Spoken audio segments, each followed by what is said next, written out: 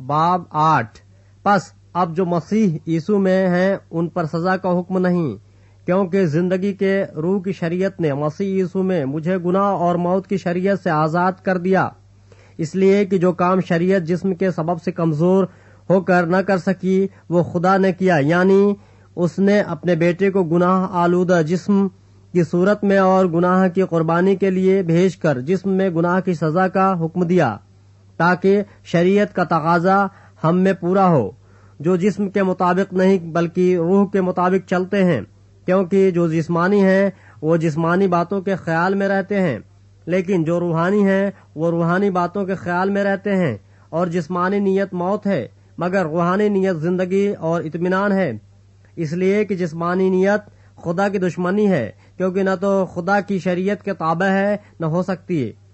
اور جو جسمانی ہیں وہ خدا کو خوش نہیں کر سکتے۔ لیکن تم جسمانی نہیں بلکہ روحانی ہو، بشرطے کہ خدا کا روح تم میں بسا ہوا ہے، مگر جس میں مسیح کا روح نہیں وہ اس کا نہیں۔ اور اگر مسیح تم میں ہے تو بدن تو گناہ کے سبب سے مردہ ہے، مگر روح راست بازی کے سبب سے زندہ ہے۔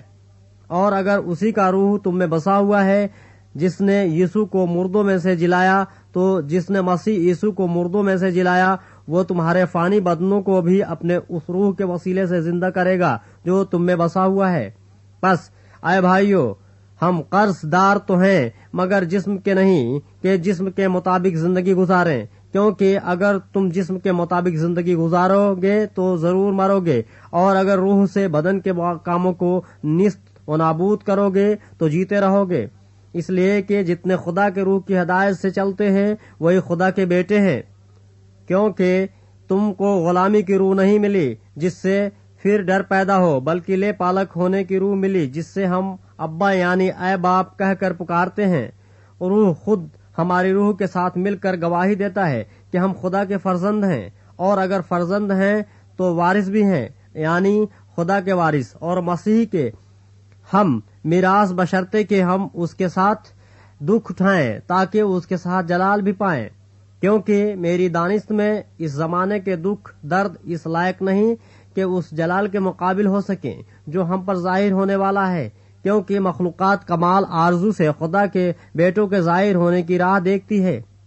اس لیے کہ مخلوقات بطالت کی اختیار میں کر دی گئی تھی، نہ اپنی خوشی سے بلکہ اس کے باعث سے جس نے اس کو اس امید پر بطالت کی اختیار میں کر دیا کہ مخلوقات بھی فنا کے قبضے سے چھوٹ کر خدا کے فرزندوں کے جلال کی آزادی میں داخل ہو جائے گی، کیونکہ ہم کو معلوم ہے کہ ساری مخلوقات مل کر اب تک کراہتی ہے اور درد ذہ میں پڑی تڑپتی ہے،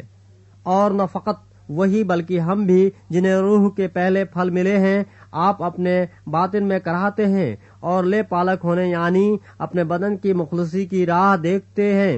چنانچہ ہمیں امید کے وسیلے سے نجات ملی۔ مگر جس چیز کی امید ہے جب وہ نظر آ جائے تو پھر امید کیسی؟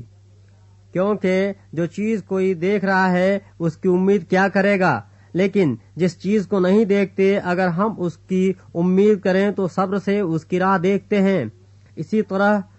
روح بھی ہماری کمزوری میں مدد کرتا ہے، کیونکہ جس طور سے ہم کو دعا کرنا چاہیے ہم نہیں جانتے، مگر روح خود ایسی آہیں بھر بھر کر ہماری شفاعت کرتا ہے جن کا بیان نہیں ہو سکتا، اور دلوں کا پرکھنے والا جانتا ہے کہ روح کی کیا نیت ہے، کیونکہ وہ خدا کی مرضی کے موافق مقدسوں کی شفاعت کرتا ہے۔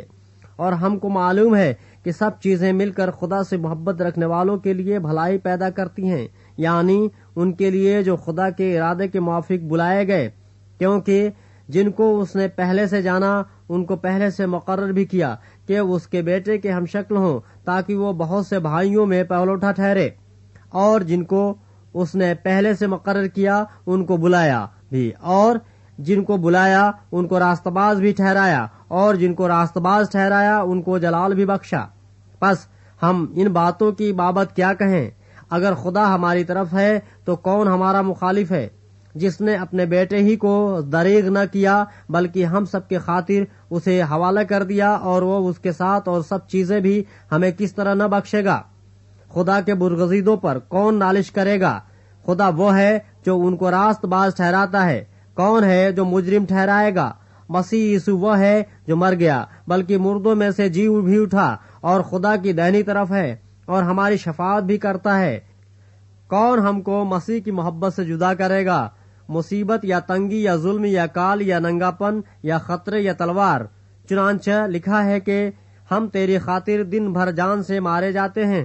ہم تو ذبح ہونے والی بھیڑوں کے برابر گنے گئے۔ مگر ان سب حالتوں میں اس کے وسیلے سے جس نے ہم سے محبت کی ہم کو فتح سے بھی بڑھ کر غلبہ حاصل ہوتا ہے،